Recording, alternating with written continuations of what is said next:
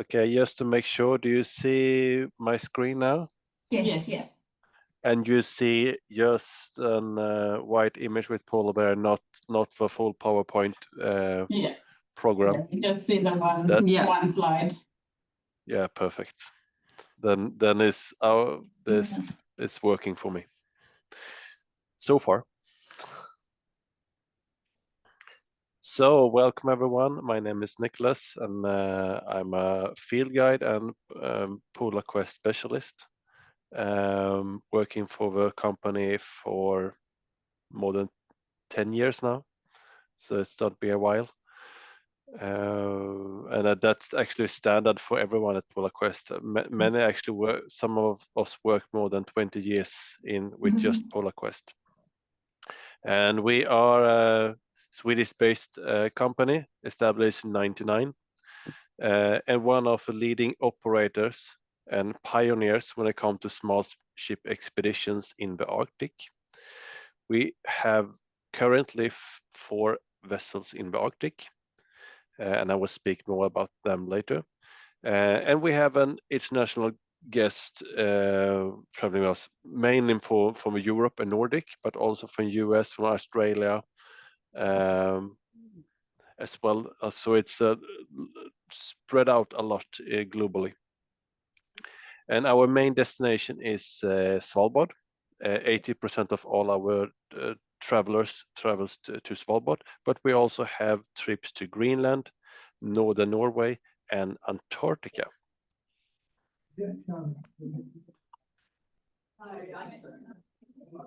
So why travel with Polar Quest? The experience that we have, over 25 years of experience in the Arctic. We offer, our niche is small ship and small groups, and when I'm talking about small ship, we really mean small ships. So we're doing trips with either 12 packs vessels or with 50 guests in the Arctic. And in Antarctica, we have Oceanoa, which is sister ship to Quest, which is maximum 7 to 8 packs. So everything we do that in small group. And for that, we focus on like a true expedition cruising and always flexible itineraries. So what's the benefits with going with small ships? If I talk to Svalbard, which I mainly work as a field guide, I would say it's going into this inaccessible sites and fjords which the big ships can reach. We can be very flexible in itinerary. We can do something else if weather is not with us, or if we have better wildlife opportunities in other place, etc. We can easily change the itinerary, and we do that all the time. And to be small, you need to do that, and that's the best way, I think, to really make a good trip. And all guests can make outings at the same time. You don't need that time slots system either in the Arctic, that we also have, same as Antarctica. We have maximum capacity on landings. Nowadays, there are also when you have new regulation of Svalbard. And on Antarctica, you know that we have this 100 packs at one landing site in Antarctica. And minimum waiting time to board zodiacs, and we can maximize the time in the wilderness, and that's something we really do all the time, that we spend as much possible time on shore or in the zodiacs. So we have two itineraries we talk about in Svalbard, and that's a 7-night departure we call Svalbard Adventure, or there is a 10-night trip which is called Expedition Svalbard. And the big difference between that is the time of year. The Svalbard Adventure is in May and June, and the Expedition Svalbard is in July and August and September. And since you're later in the season, we have less pack ice, we have less ice in the area around the archipelago of Svalbard, which means we can reach more or less the whole archipelago. Therefore, the trip is free night longer, since we can also go to the east part, as you see here in the blue areas, which is just example where we can go. So that's actually the big difference. So in early season, we normally only have access to the west coast of Spitsbergen, and mainly also in the north. But later in the season, it's open up a lot, and we can explore more of this amazing place.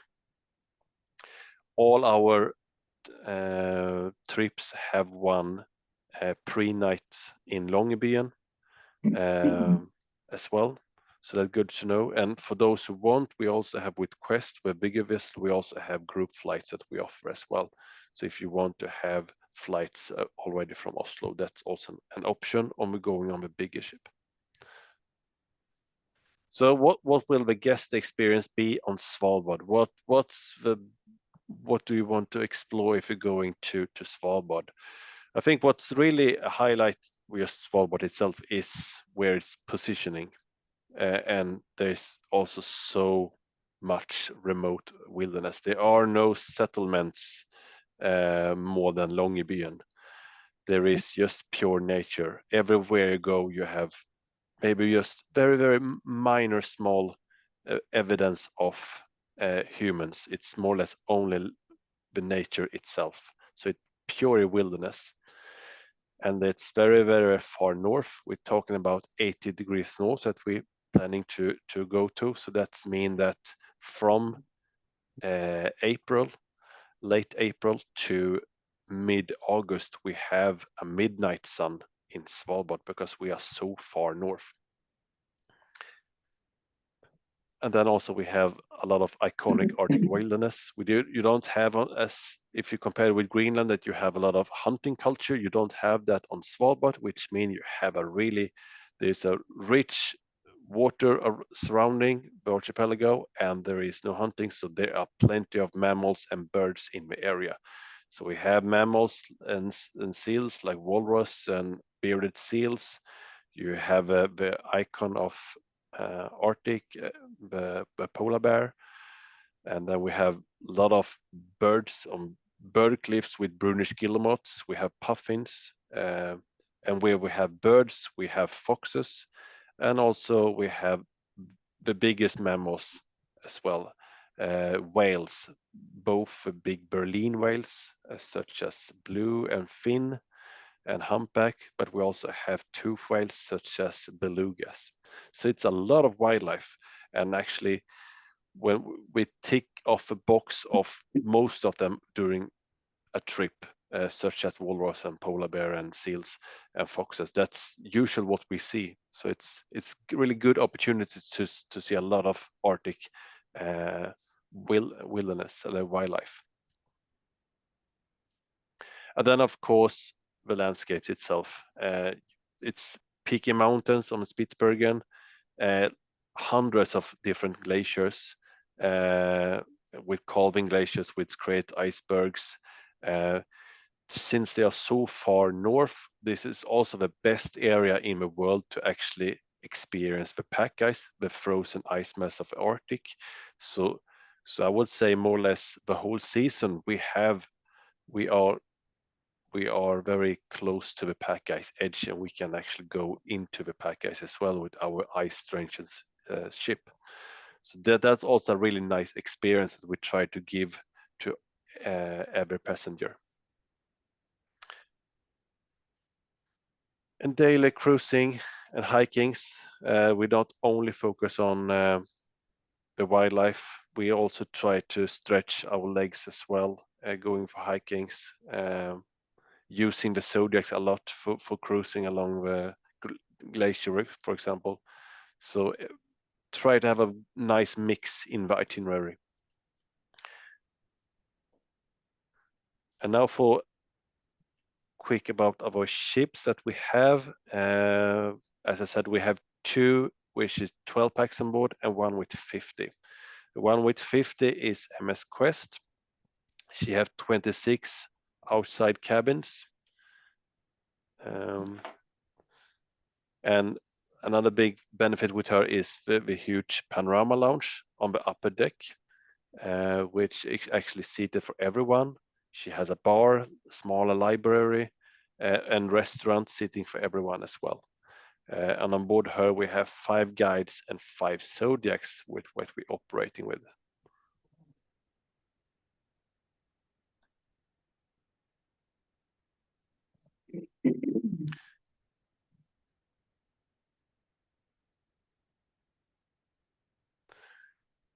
And different cabin categories that we have twin cabins, we have triple cabins, 2 kind of double cabins, and also an owner's cabin. So there are actually 5 different cabin categories on Quest, which is huge for this small ship, and it's a very great benefit as well because we can mix this. Depending of you have this share for triple and share, you have a double cabin for those who prefer that. So there is always a cabin for everyone on board. Also single cabins for those who want to single travel by their own and not share a cabin. And as I said, here is a picture of a panorama lounge, and that's a really nice area to spend time. And this is also where we have our recaps, we have our lectures. It's a really nice area to spend time in when we're not outside. And then dining area that we have breakfast and lunch in buffet style, and then we have a 3 dishes course on the evening. Another great benefit with Quest is the outer observation deck as well, which is very spacious. You have a possibility to stand in the front, you can stand in the aft as well, so it's a 360 around the whole ship. You have the possibility to go outside, so that's really, really good. So if we have stunning landscapes or we have wildlife, it's easy to get access and go out and see it.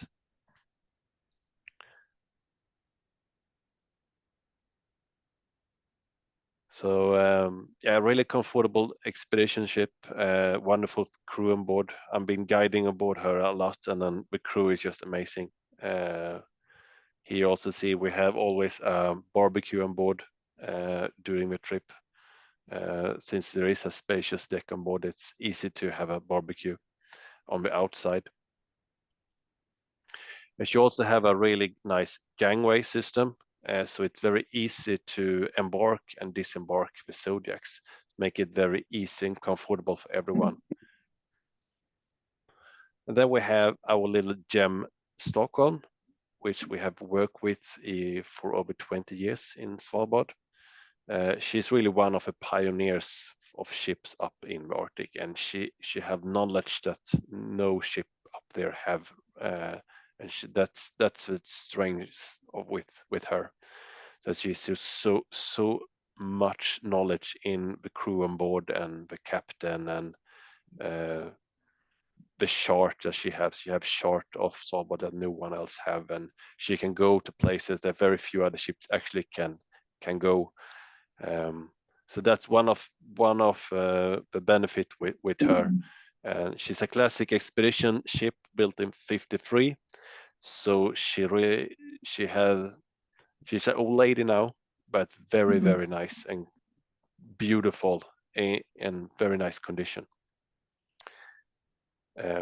She also have a very strong hull. She was actually a former ship in the Baltic year-round. For those who don't know, Baltic is famous for very thick ice because it's not like seawater, more mainly a mix between sea and fresh water. So it's very strong ice during the winter, and she is built for that. So you have an extremely thick hull. Carries 12 guests in 6 twin cabins with bunk beds. So a little bit easier standard with her, but what she has is the experience and the possibilities, and therefore she's often shorted out for photography groups and for those who really want a really hardcore Svalbard experience, because that's something that we can offer with her.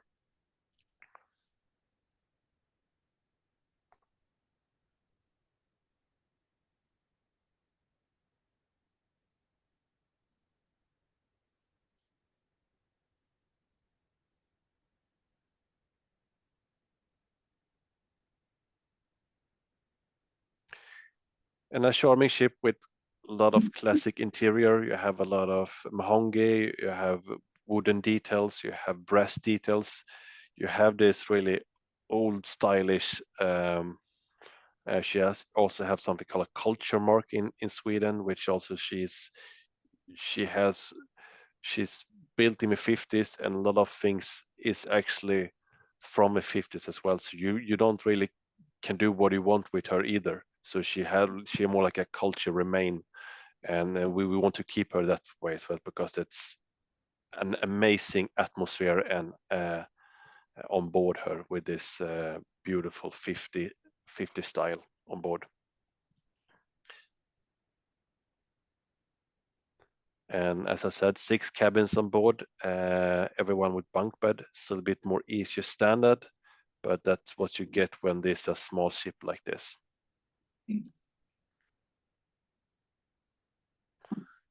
But what you get is this amazing ship that can do things that few other can do as well. And since it's a very small ship, we also can do, sometimes you can do similar thing that you do with a Zodiac or other ship, you do with this ship instead, because she's so small and can go into narrow places. So it's very, very interesting to be on board her. So for those clients that really want like a more hardcore or more nature focused experience on Svalbard, I would strongly recommend her. And she also the ship that we have a best possibilities to reach far into the pack ice, as you see in the pictures here on the left corner, where we are surrounded in the pack ice belt. And that's one of the things that people really want nowadays with the new regulations. That go into the pack ice north of Svalbard and searching for wildlife such as polar bear outside the territory of Svalbard. And for those clients that really want that, maybe have an extra focus on photography, I would strongly recommend going with Stockholm. And then we have Sjövägen, which is our other 12-pax vessel. She's similar in size with Stockholm, but she have a little bit different style on board. She is built in the 60s, 64, but she was totally renovated 2017. So she's more like a higher standard on board, bigger cabins, lower beds, and more like maritime luxury feeling compared with Stockholm. But otherwise, same operation, two guides, 2 Zodiacs, small ship experience, and this little bit more like a yacht feeling that you have with a hot tub on the outer deck. Very comfortable in all ways, and nice dining area and lounge area. Huge bridge that everyone can join in, because we have on all ship we have an open bridge policy, so everyone can come along and join for scouting, etc. Same as the other ships, with good deck area around, the hot tub as I mentioned before. Just really nice ship, and compared with Stockholm, you have bigger cabins. We have all cabins or lower beds. So we have the twin cabins have 2 lower beds. Then we have a double cabins on board as well, that we call superior cabin, which is one big double bed.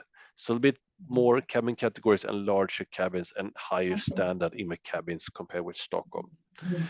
But she's not so capable going to the ice as Stockholm. Stockholm has a stronger hull.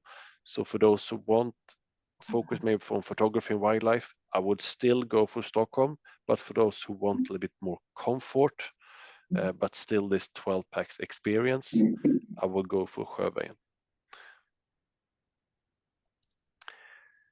And then I will go to Greenland and talk a bit shortly about Greenland, because that's also something that we have the last years in Polar Quest.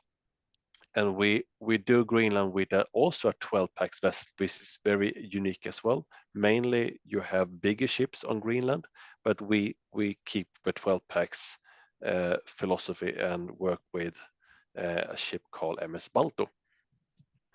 And she's same as Sjöberg in Stockholm, carries 12 passengers. Very small ship, elegant, totally refurbished. Actually this year, so it's the first year that we work with Balto will be next year, 26. 7 outside cabins, all with private facilities, same as the other ships that we have, and spacious deck, and also same as Stockholm, actually very strong in ice. You have the same ice class on Balto that you have on Stockholm, so she's really good in that. That's good because in Greenland you have a lot of ice as well, especially on the west coast early in the season. Then we're starting the operating in June. Then we have a lot of fjord ice. She has really even better higher standard than Sjövägen in Stockholm. So this is really top notch on and really elegant 12 packs vessel. You have see a picture of a lounge, the bar, dining table. She's built in Finland, so it's mandatory to have a sauna on board as well. And different cabin categories as well. We have owner cabin, we have twin cabins, and we have one double cabin and one single cabin as well. So a little bit mix of cabins on board her as well, which is good, we think, and a really nice standard. And we do what you will experience on Greenland. Of course, it's not so much about wildlife as you have on Svalbard. If you want to go to Arctic and see wildlife, I would every day in a week recommend Svalbard. But for those who want go for landscape, huge glaciers, icebergs, and also the culture with Inuit settlements, I would recommend Greenland because you have more about that instead. On Svalbard, you don't have that. And we do 2 different itineraries, one on the west coast of Greenland and one on the east coast. I will start talking about a little bit of that on the west coast, which is starting in Ilulissat, and we're exploring the Disco Bay area and Umanak.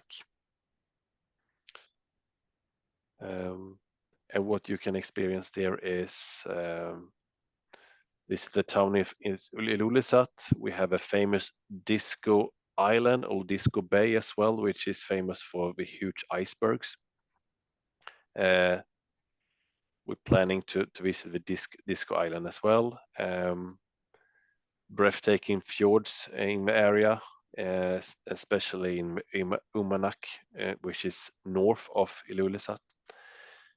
And that area, and with 12 packs vessel, we're also capable to go into Inuit settlements, which is not possible to reach with big groups and big vessels. So what our plan is to have a completely different itinerary compared with a big ship. So for those who really want really a small ship experience and go to this small Inuit settlements, which is really remote, we will do that with the 12 packs vessel. So that's big difference going with a big ship compared with 12 packs vessel. And during the period that we visit, we have a medical midnight sun. We're not so far up as we are on Svalbard, but still far enough to have a midnight sun.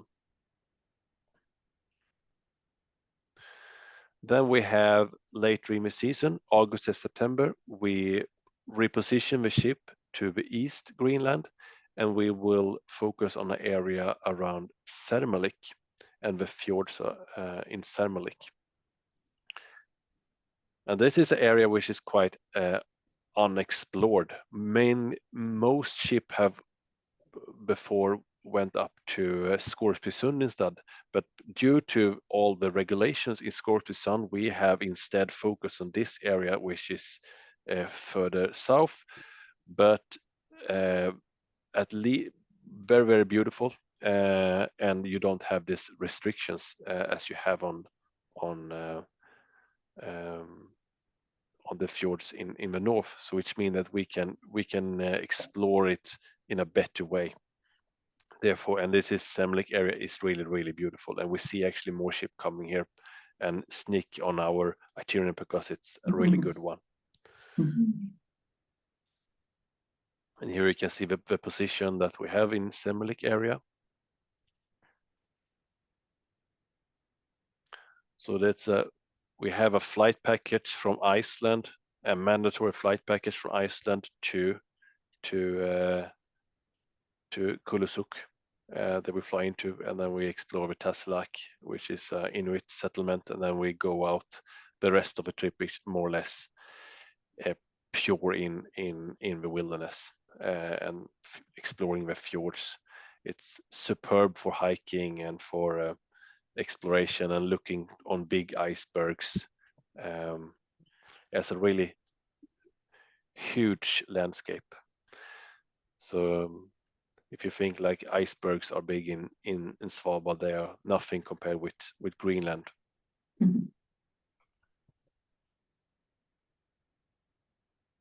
And this remoteness that the east, you on west coast you have Inuit settlements on many places, and it's more about the culture on the west coast. But here on the east coast, it's much more about this pure wilderness that you have. It's very little settlements on the east coast.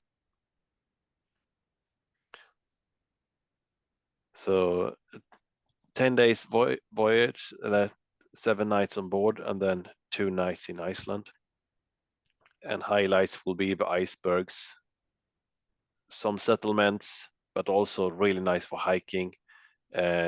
Since later in the season, we're not so far north, we also have a capability to see Northern Light as well, same as Iceland. So it's a good area for that to have in August, September. And also Wales as well, especially in that area at the time frame of August, September is good for humpbacks and fin whales, but also we have a chance to see pilot whales as well.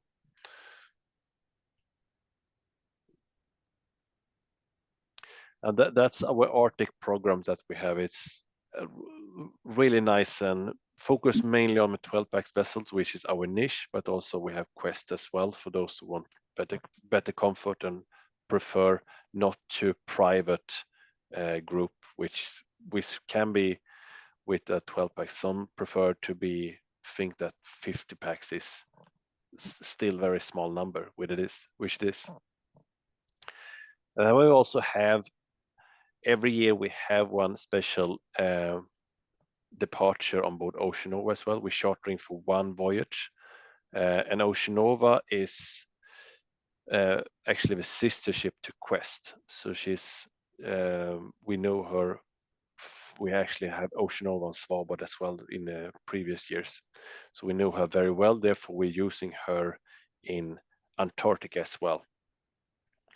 So the trip is, we call it Expedition Antarctica, the Great Penguin Adventure, because there is in a time frame when it's really good for wildlife and particularly for birds and penguins. And the trip is 19 nights on board Ocean Nova and 1 pre-night in Ushuaia. And the trip is focusing on both Antarctica Peninsula and the sub-Antarctic islands, the Falklands and the South Georgia. And by doing those sub-Antarctic islands, we also can have a wide spread of wildlife and penguins. We have the chance to see 7 species of penguins if we're lucky. On board we have 8 to 10 guides on board. On this trip actually going on Friday, we have 10 guides on board for this year's trip, which is fully booked. and we going in November, which is, I would say, is prime time for Falklands, South Georgia, especially South Georgia. And I think we try to spend a lot of time of these 19 nights just on South Georgia, because there is something that we have sold in for many years, that this trip, this trio of Falklands, South Georgia, and Antarctica Peninsula is the ultimate Antarctic adventure for those who want to do one trip to um, to this area and have as much wildlife as possible. Then I would recommend this voyage. And on board this trip, we also have the BBC filmmaker Doug Allen on board, which will be guest lecturer and inspire on board as well. So for next year's 26, he will be on board and speak about his former experience and film project on Antarctica, which is very interesting. Just a bit about the ship. As I said, she is sister ship to Quest. It's very much similarities with those ships. You can see the panorama lounge on the upper deck. She's one of the smallest ship explore Antarctica, and since there is only 78 passengers on board, we are under the limit of 100 passengers, which is the maximum on landings on South Georgia and Antarctica, which means the guests on board can have plenty of time to explore and doing long landings. So for example, for next week, when we're going on this year's trip, we have booked landings on South Georgia from dawn and a full day, so people actually can go to the shore and explore the penguins in from dawn to lunch if they want, and then go back just eating and then continue. And that's one of the benefits with being so few guests on board, that we can maximize the timing on shore. And that's, I think, what people prefer, especially people that want to see wildlife, want to be as much as possible when they go so far, but spend so much time on the ship to go to these areas. They want to have those extra hours on shore, especially if they have an interest in like they are birders or photographers, etc. They really want the extra time they get with a small group. She has really good, comfortable and nice standard on board, but it's no luxury. But she's really good in many ways, especially when it comes to comfort and nice food on board. Spacious cabin, but without any like specialties. I would say there are twin cabins on board, and there are triple cabins on board. So there are no like there are some twin cabins that you can make to a double bed, but there are no like owner's cabins or special cabins or extra luxury. They're just the same standard on every cabin, I would say. So it's very comfortable and functional and good standard aboard without any luxury.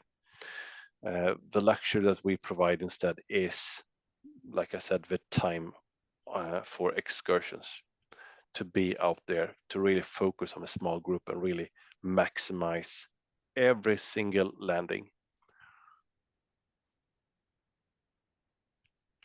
And here you can see the route, and that we go starting in Ushuaia, then head up to Falklands, then far east to South Georgia, and then going to the peninsula, the seventh continent at the end.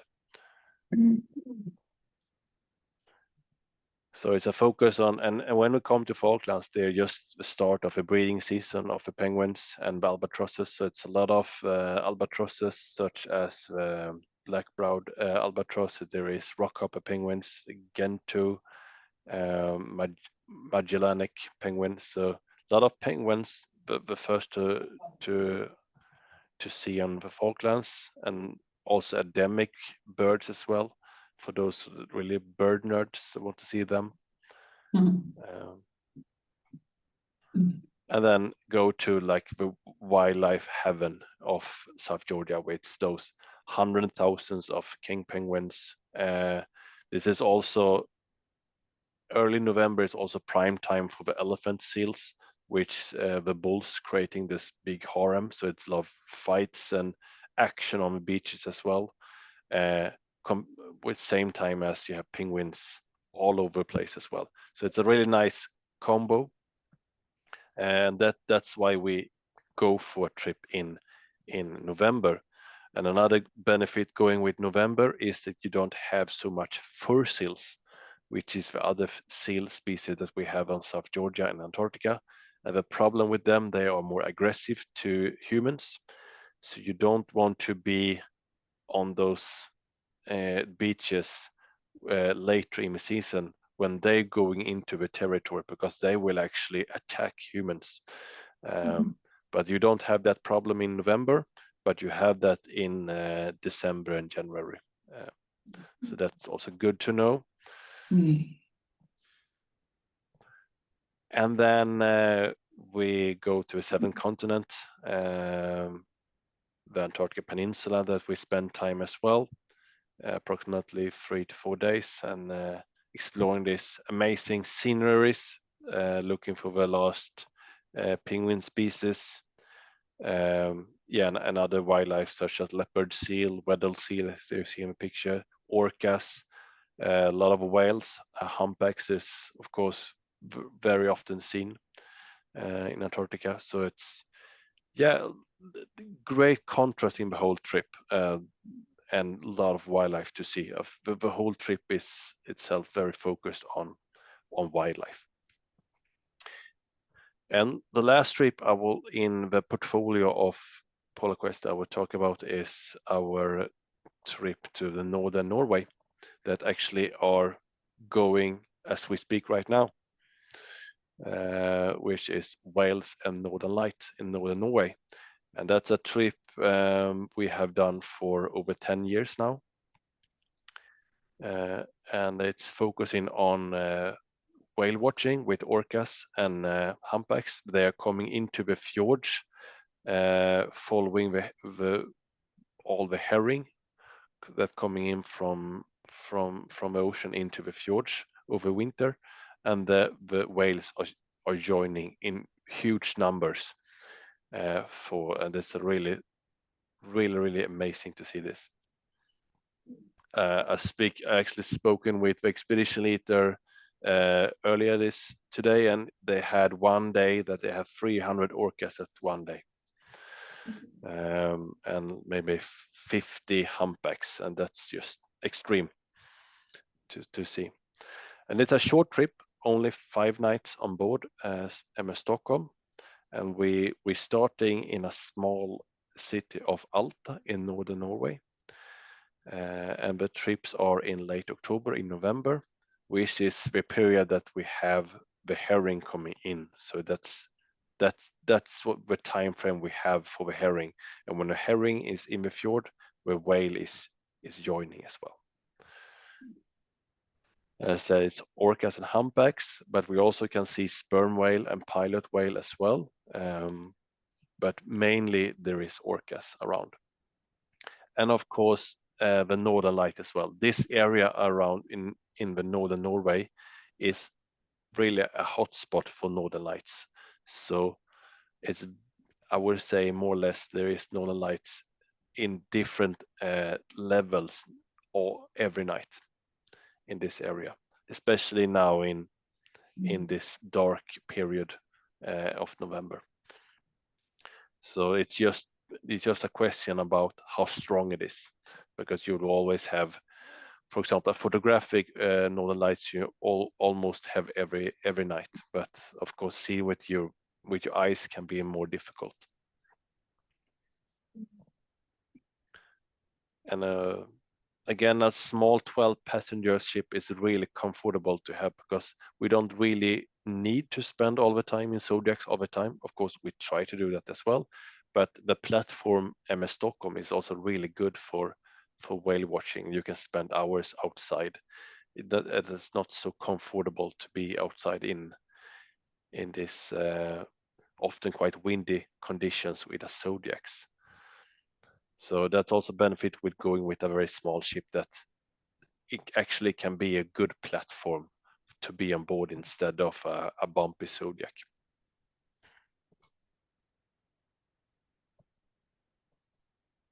So it's a full program on the few hours that we have sunlight.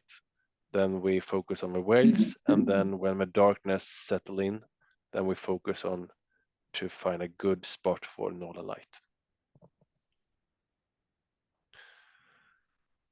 So that was the last trip I had to show you in the Polar Quest portfolio, and just talk a bit shortly about the company Selva, what we stand for, and what we want to get the guest experience. Are there any questions